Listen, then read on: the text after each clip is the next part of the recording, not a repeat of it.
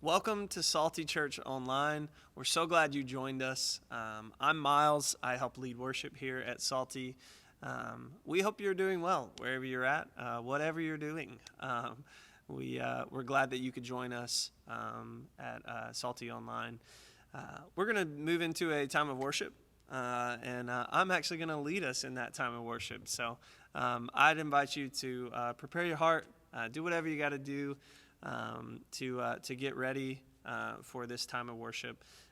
I believe that God has something for you in the next hour, not only in worship, but also in our teaching time, and pray that God is able to impact you in a powerful and new way. So I'd invite you to sing along with us. Let's do it. Welcome to Salty. Thanks for joining us. Would you stand wherever you're at? Want to welcome everybody watching online. I was buried beneath my shame. Who could carry that kind of weight? It was my tomb till I met you. Come on. I was breathing but not alive. All my failures I tried to hide. It was my tomb till I met you. Come on, sing, you called my name. Here we go. Call my name, and I ran out of that grave.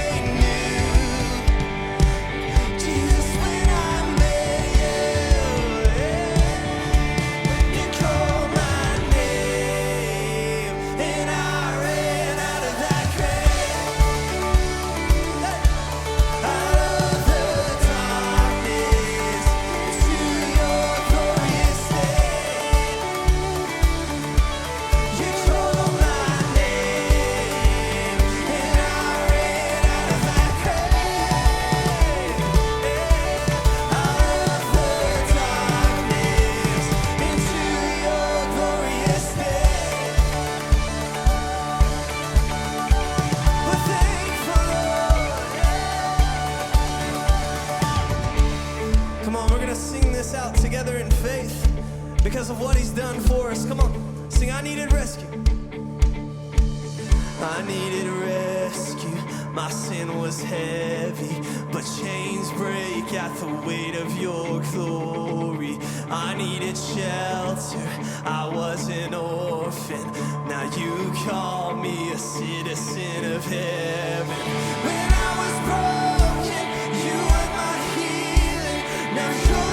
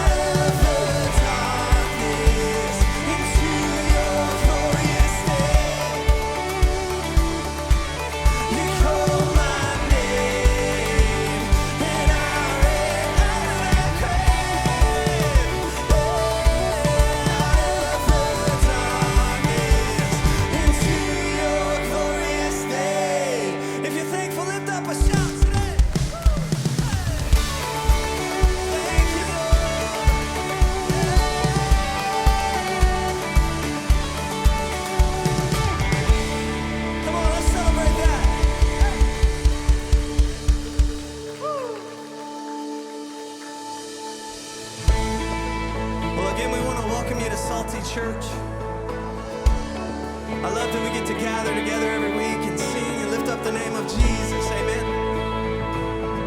Come on, let's sing it.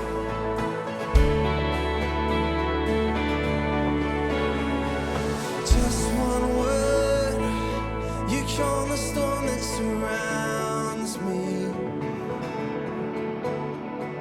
Just one word, the darkness has to retreat. Yeah. Just one touch, I feel the presence of heaven. It's in the room today. Just one touch, my eyes are open to see. My heart can't help but believe. There's nothing that God can't do. Lift your voice. There's not a mountain that He can't move. Oh, praise the name that makes a way. There's nothing that our God can't do. You sound good today. Come on. Just one word, you heal what's broken inside me. Just one word, and you revive every dream. Yeah, yeah. Just one touch, I feel the power of heaven. Just one touch, my eyes are open to see. My heart can't help but believe. Yeah, there's nothing that our God can't do. Say, there's not a mountain that He can't move. Oh, praise the name that makes a way. There's nothing that our God can't do. Oh, no, there's nothing that our God can't do. There's not a prison wall we can't break through. Oh, praise the name that makes a way. There's nothing that our God can't do. Oh, there's nothing you can't do, Lord. That's why we can sing this with faith. Come on. I will believe for greater things. There's no power like the power of Jesus. Let faith arise. Let all agree. There's no power like the power of Jesus. I will believe for greater things. There's no power like the power of Jesus. Let faith arise. Let all agree. There's no power. Let your faith fill the room today. I will believe for greater things. There's no power like the power of Jesus. So let faith arise. Let all agree. There's no power like His power. There's nothing that our God can't do. Hey, there's not a mountain that He can't move. So we'll praise the name that makes a way. There's nothing that Jesus can't do. There's nothing that our God can't do. There's not a prison wall He can't break through. Oh, praise the name that makes a way. There's nothing that our God can't do. Yes. Whoa.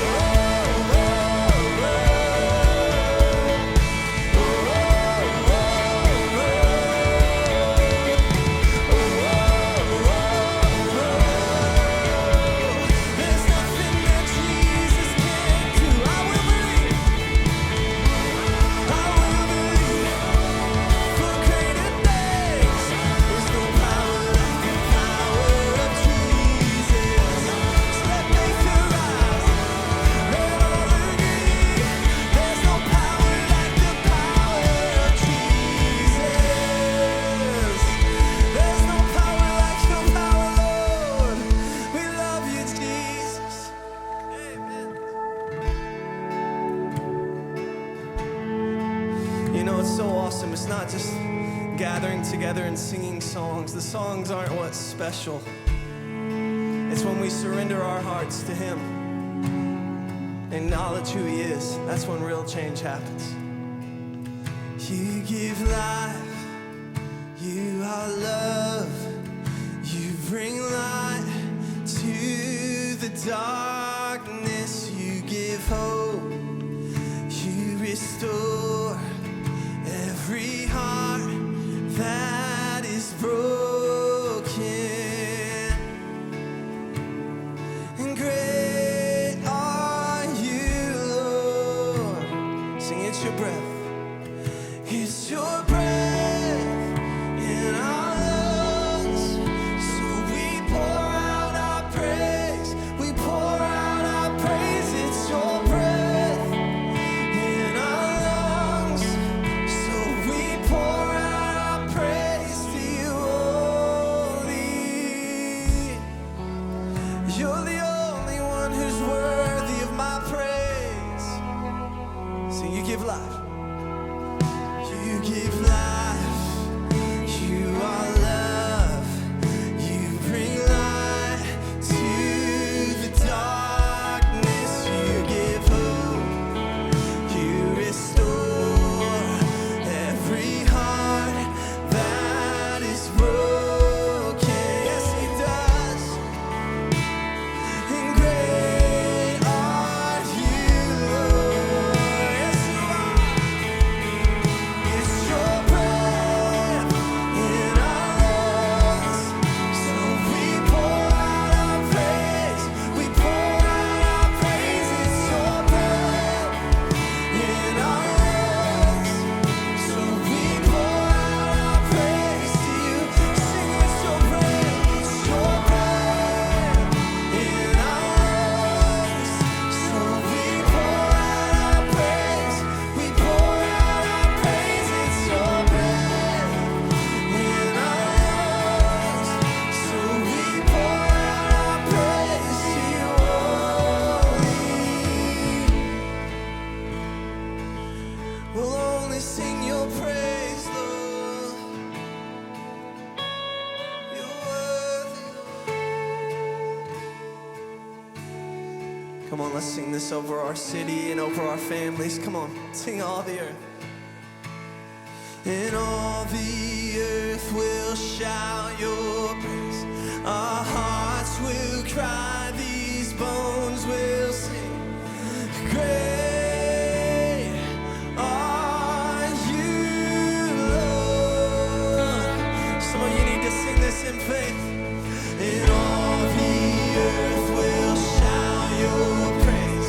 Our hearts will cry, these bones will sing. Great are you, Lord. Sing all the earth.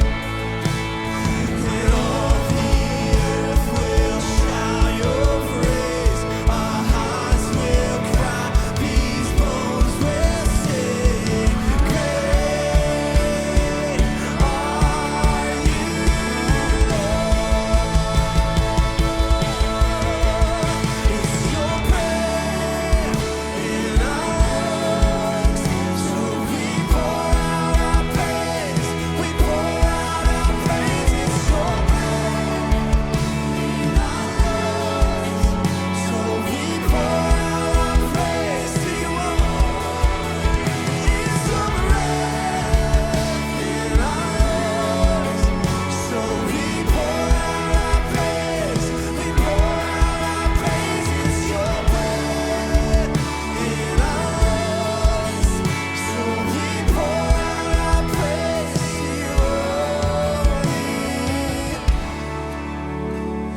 And great are you, Lord. We will sing. And great are you, Lord. Come on, can you give Him some thanks today? Amen.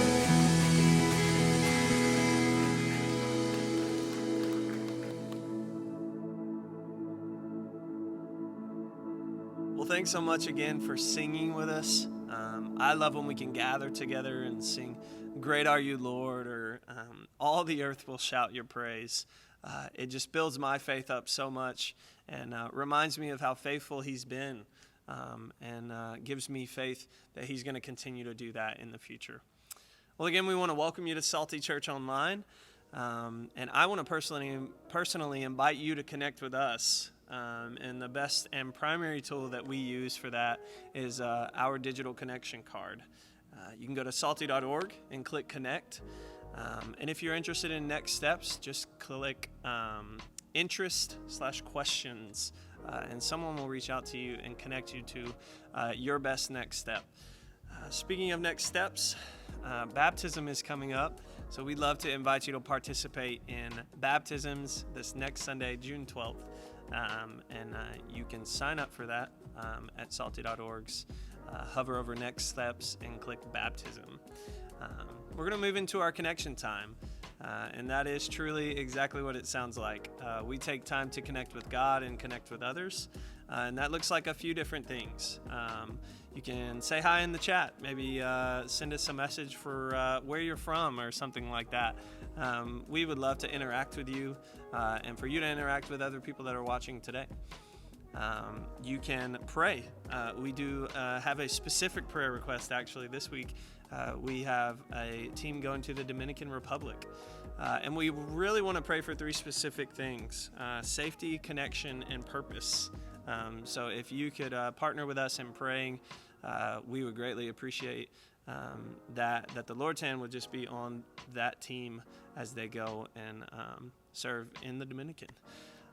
You can take communion if you would love to grab bread and maybe some juice, and just really remember the sacrifice that Jesus made for us on the cross.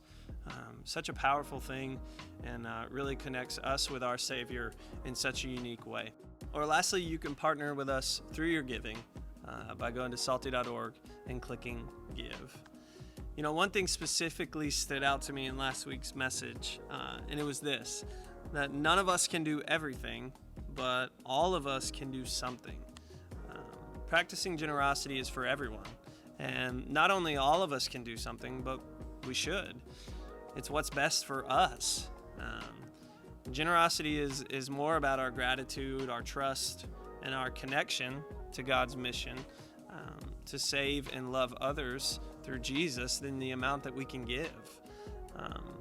Generosity is more about what God wants for us than from us. So again, we want to thank you for your partnership with us here at Salty. And every time you give, it makes a difference in multiple different ways. So thank you for giving. And we're going to move into our connection time, so let's connect.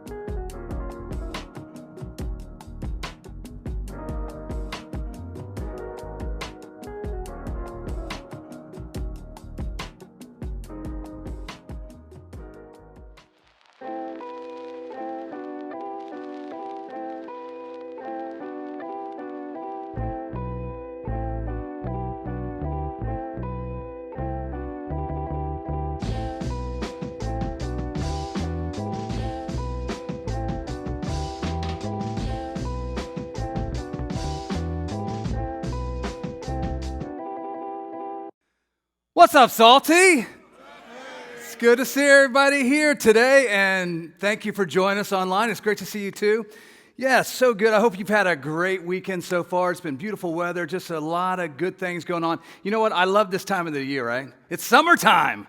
I love summertime. Good time to spend time with the family, beach time, surfing, boating, fishing. I just love this time of the year. And we started last week this new series called Summer Series, Summer Stories.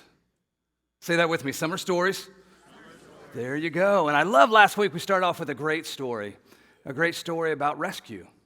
And all these stories are going to have that in common, rescue and transformation and empowerment. And so last week, Salty Family Services, I love that ministry, talked about the lives of people that they've touched. Over 1,000 people they've transformed, touched because of the love of God and because of Christ in their life.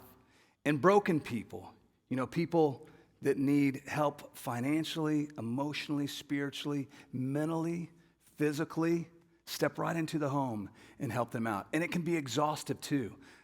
Amazing to think, over 300 calls a month. That's just simply amazing. But I love the stories, and I love the stories of rescue. And I was reminded last week as we started this, Robbie said, even when it feels overwhelming like that, everyone can do something, right? Like the Call Me Win cards. Call Me Win cards. Did you get on board with that? Have you called yet and just said, hey, this is how I can help out? So we're going to continue this stories about rescue. And today we're going to talk about rescued people rescue. Say that with me. Yeah, and I've got an amazing story to share with you. I love this story, once again, about rescue, empowerment, and transformation. And maybe just to lighten the mood just a little, because there's all forms of rescue. I want you to just kind of see some of the types of rescue that are out there. And maybe you've experienced the same thing. Like dog rescue. Check this one out right here. He had great intentions, right? Great intentions, but I think he sunk the individual. The human is no longer there, yeah. And there's other forms of rescue too, like this one here. Check this one out. Yeah, don't think he really knows where he's headed to. But he's happy, right? And we can probably all relate to this form of rescue. And in fact, it's right down here at the Granada Approach. Watch this little video here. Guys, so I'm over here at Daytona Beach and a car has got stuck in the sand and there's someone here to help them out. So I just figured I'd take this moment to share with you and to show you that you got to be careful when you're riding in the beach. You see this lady got stuck and they're going to try to get her out with this big pickup here. But that's the low points in the sand. You have to be very careful, even if you have an SUV. And they're going to try to get her out. Beautiful white pickup here. They're going to try to yank her out. So I just wanted to show you this. So you got the beach safety guy there, and then this is just a civilian who offered to help. Very nice of him. Excuse the wind. I'm on the beach here. But let's see how this goes. I would figure it should go pretty good. This guy's got a pretty big truck. And he's going to try to yank her out. I feel bad for the lady. I know she's probably a little embarrassed, but that's okay. I mean, it happens. And so here we go. He's going to try to pull her out of the sunken sand here in Daytona Beach, Florida. And pressure is getting put on the hitch now. See the rope tightening, and quite a bit of pressure. And there we go. It's getting pulled out. And you got it. Keep going. Truck's pulling her out. Safety director's guiding her.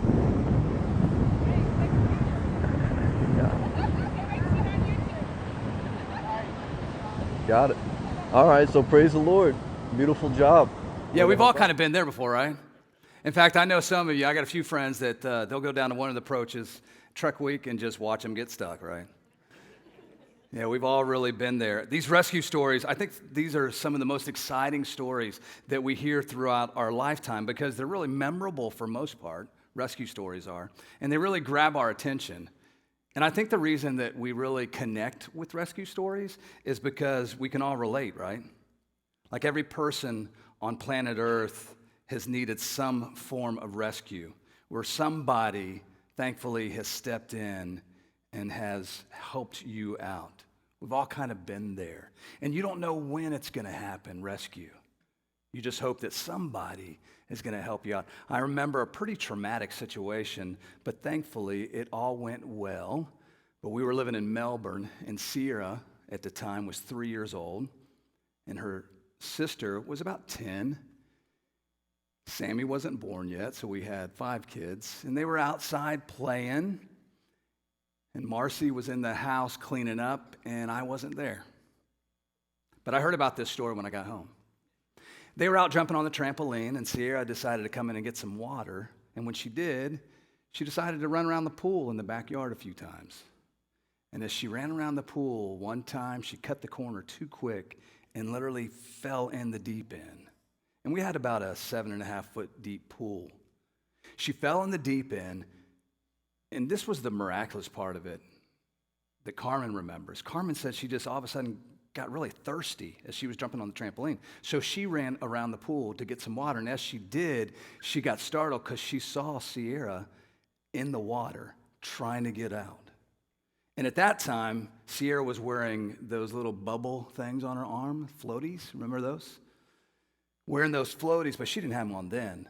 So Carmen ran over, grabbed her down in the pool, pulled her up, but couldn't get her all the way out, and then started screaming for Mom. Thankfully, Marcy had turned the vacuum cleaner off. She runs out and pulls her out the rest of the way, and thankfully, she was good. Rescue.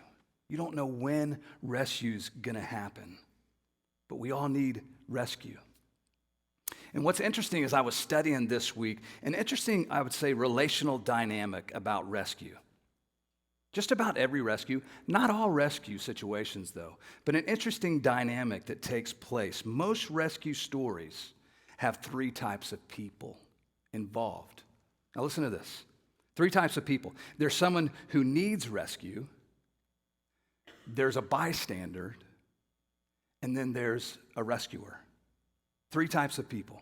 Most situations, not all. There's someone who needs rescue, there's someone who's a bystander, and there's someone who cares enough, if you will, to rescue. So today, as we dive into this conversation about rescued people rescue, I want to ask you just a simple question, just to think about, just to consider this. Which person are you? Are you someone who needs rescue?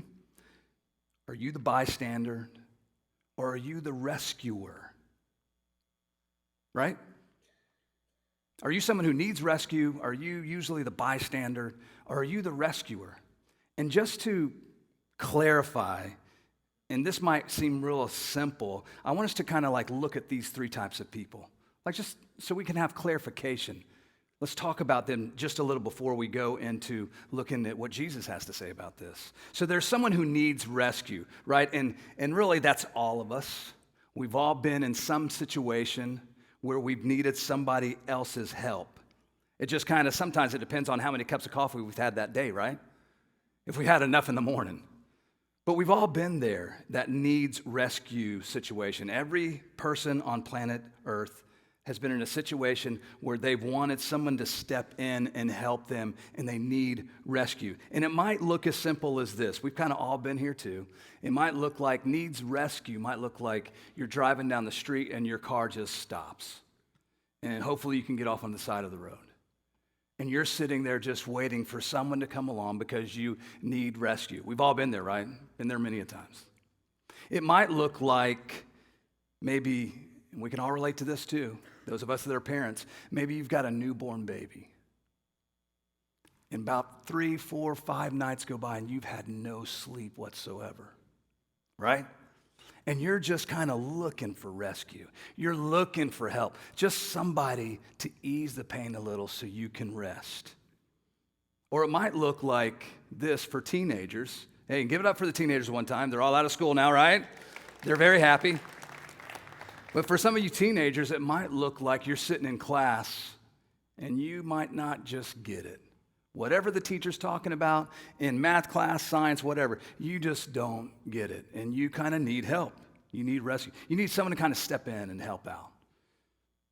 Or it might look like this, needing rescue. And we've all been there too. You're sick at home, right?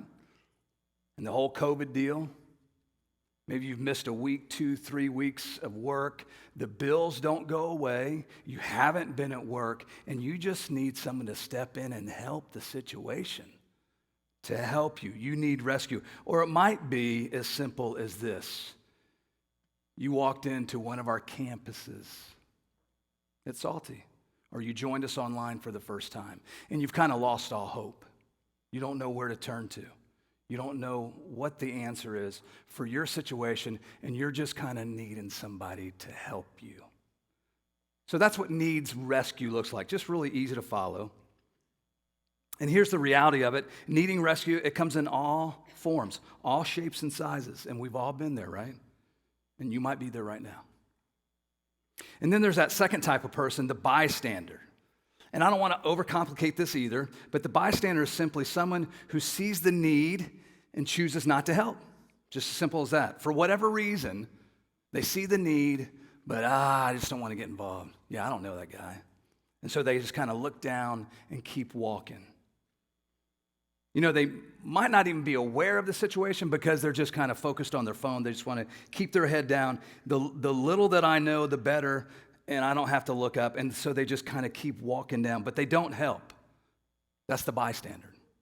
Now, interesting, as I was studying this week, very interesting, and had a good conversation with a few other people. There's an interesting fact here about the bystander. There's actually been sociological group studies done. Now, watch this.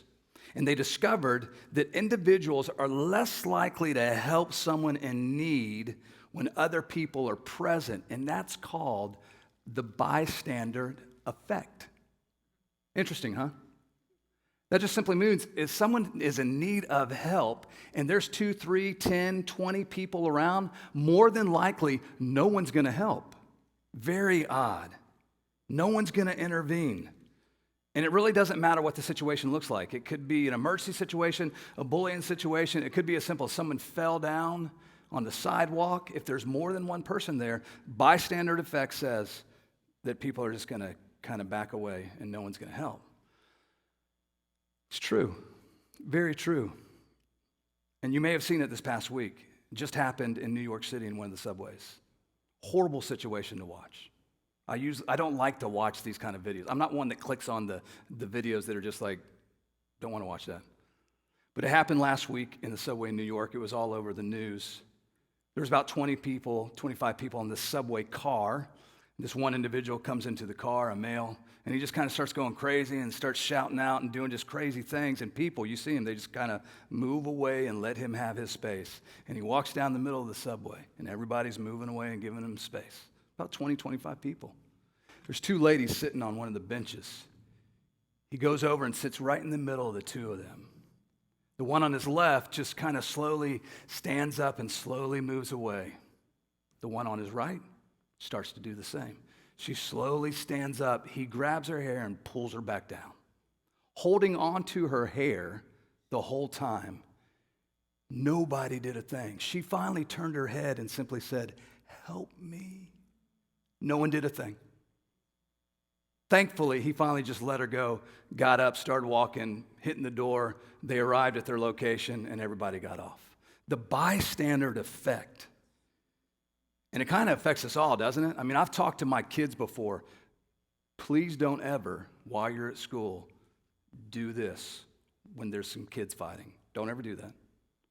If you have to, run to a teacher. If you have to, if you're large enough, if one of my older boys, if you can intervene and help out, do that. But don't ever hold your phone up and start videoing in case you want to send that to the principal or something.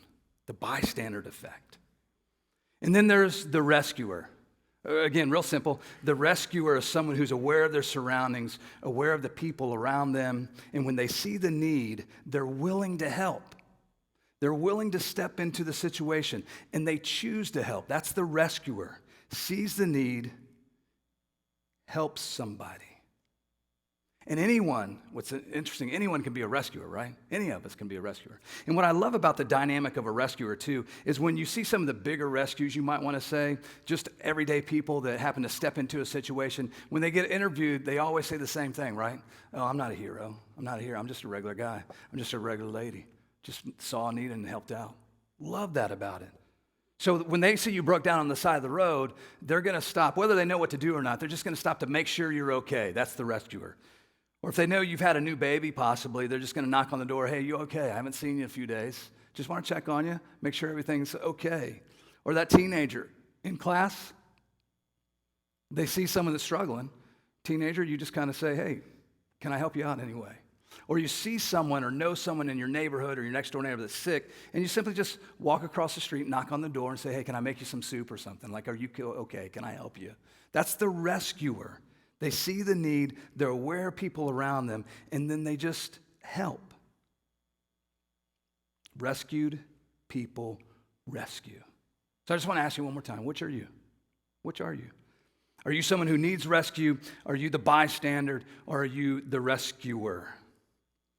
And here's what's really cool about the Bible. The Bible is literally a book of stories of rescue, right? So many stories of rescue in the Bible. It's pretty much what it is. Jesus rescues us. Jesus rescues others. Others rescue other people. But specifically, Jesus illustrates these three types of people in a great story that he shares about rescued people rescue. I love this story. You might be familiar with this story. You might not be. But I love this story that Jesus tells about rescued people rescue.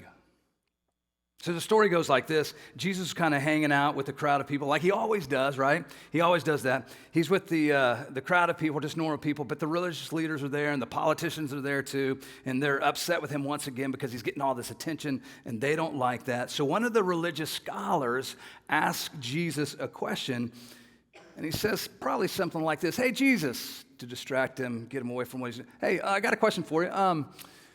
So what do you have to do to have like eternal life? So Jesus says, well, what's God's law say? How do you interpret it?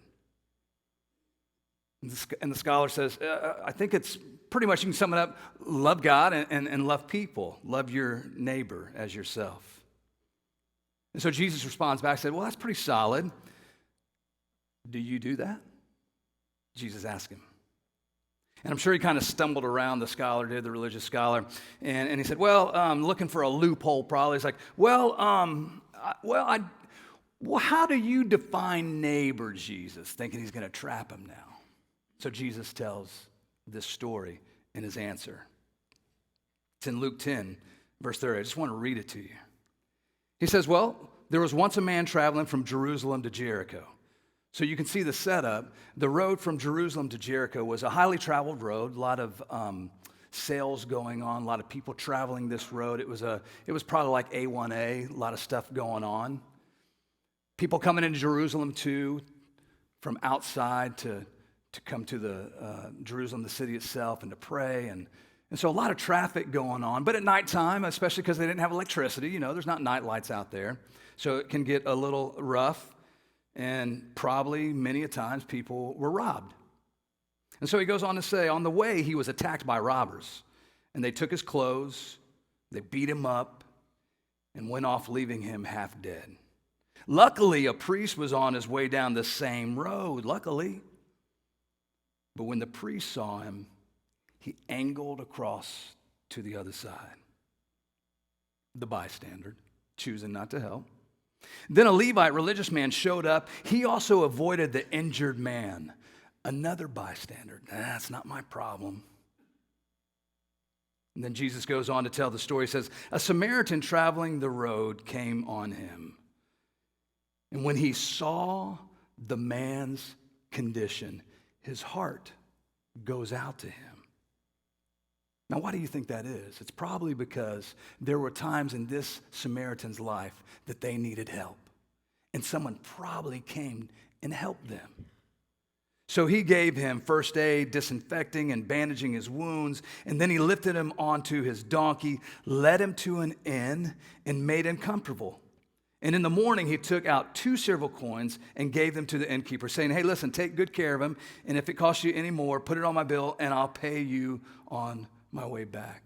He's the rescuer, sees the need and helps. So Jesus asks this religious leader, so what do you think? Which of the 3 became a neighbor to the man attacked by robbers? And obviously, he says, the one who treated him kindly. And Jesus said, go now and do the same. Go now and do the same. Now it's your turn to rescue people. You know, one person can make a difference in someone else's life. I want you to think about those times in your own life when you needed help and that one person that came along and helped you out. Now, not every time. I mean, we've all been broke down the side of the road and nobody showed up, right?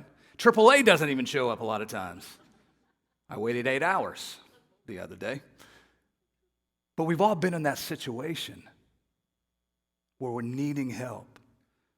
But one person can make a difference. One person.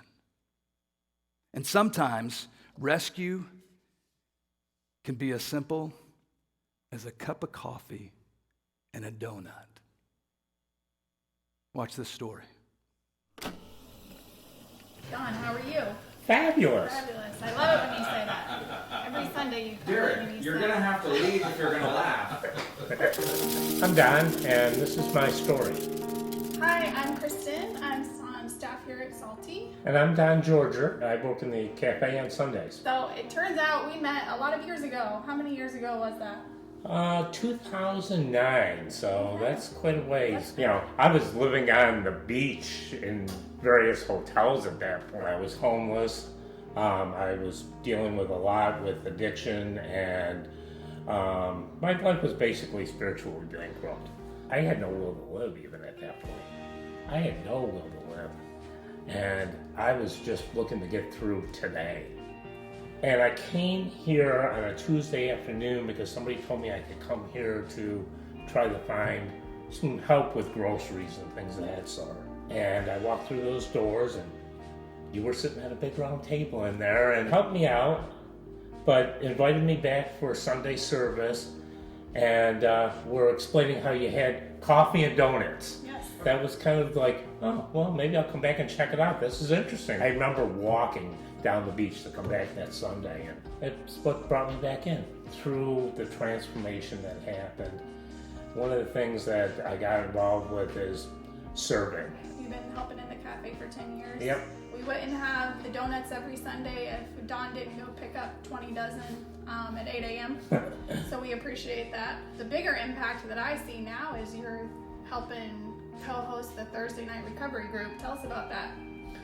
Well, that's where recovery and Jesus get to meet together, and we do a recovery church meeting here every Thursday night. It's an uplifting, positive meeting where we get to be able to share how God can help direct your life in a new way, and how we can look through that lens of recovery through Jesus. And at Salty, we talk about rescued people rescue. As I was thinking about your story, I was thinking we just need to be faithful in the little things, be faithful in the small things, because I had no idea the impact I had on your story. And now the fruit that has come from that is just amazing. I'm thankful to just be a little part of it. It's been a great journey the last 10 years. You know, it's all about all the values that we have. It's been very impactful in my life. It's part of it. It's what helped turn me around. That's awesome. We are thankful for you. Just know that. We love you, and we're glad that you're here. Thank you. Excellent, y'all. Yeah. Yeah, sometimes rescue is just as simple as a cup of coffee and a donut. I love Don. Now, I've been here 7 years. I didn't know his story till about 3 years ago. And I, for some reason, said, hey, Don, tell me your story. How long have you been around here? 9 years ago, Don was down and out, desperate for help. 9 years ago, he walks into a building, the old building across the patio there. He walks in just trying to find something. Maybe I can just get a cup of coffee and maybe something to eat. He needed rescue. He meets Kristen 9 years ago. And she became the rescuer. Now check this out. She could have been the bystander. She could have saw him coming like, oh, it's another homeless guy. I think I'm just going to go in the back room, right? Right? We're all guilty of that. Oh, here we go again. She could have been the bystander and simply said, oh, you need some help? Let me get one of the pastors to help you out. Right? Yeah. But she didn't. She saw the need and really in the moment tried to help. Here's a cup of coffee, and here's a donut, and you can have a seat right over here if you'd like. That was enough for Don to say, there's something different here. I don't know what, but there's something different about this place. That was enough for Don to come back and at some point in his life, give his life to Christ, and everything starts to turn. Everything starts to turn for the better. Because rescued people rescued, lives are changed. And listen, Don has an amazing story. If you ever get a chance, he's usually here on Sundays, talk to Don. Just say, tell me the rest of your story.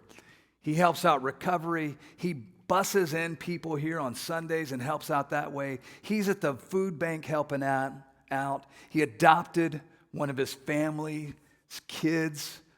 Beautiful boy, about 12, 13 years old, and loved that boy.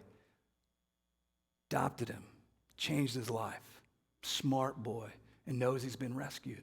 Only thing I don't like about the boy that was part of his family and he took into his home is he's a Patriots fan. So I tell him all the time, as soon as you turn that over, things will be better for you. No, he's a great kid, but Don's life is just beautiful, beautiful, beautiful transformation.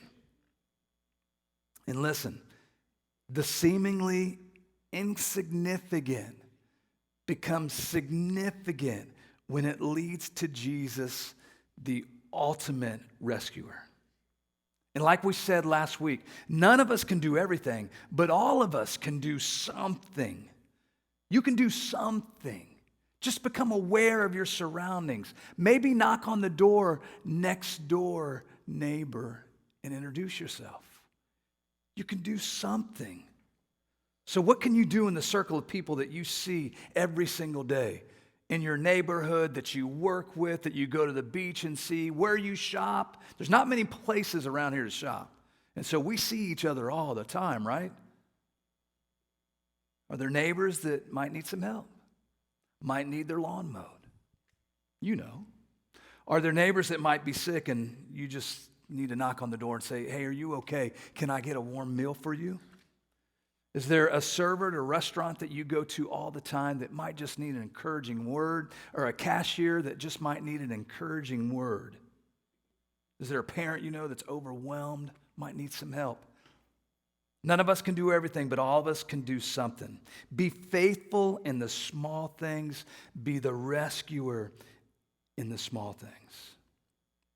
So last question, last time. Are you someone who needs rescue? Are you the bystander? Or are you the rescuer? And at the end of our service, we take just a few moments just to reflect on what you've heard and maybe get some clarity from God. Just ask God, hey, who's that person that I can help out? And if you want to, just talk to your neighbor next to you. You can enjoy that too. We're going to take about 90 seconds. And there's two questions to reflect on. Who around you needs rescue? Who around you needs rescue? And what steps will you take to rescue? Take about 90 seconds. I'll come back out and close this up.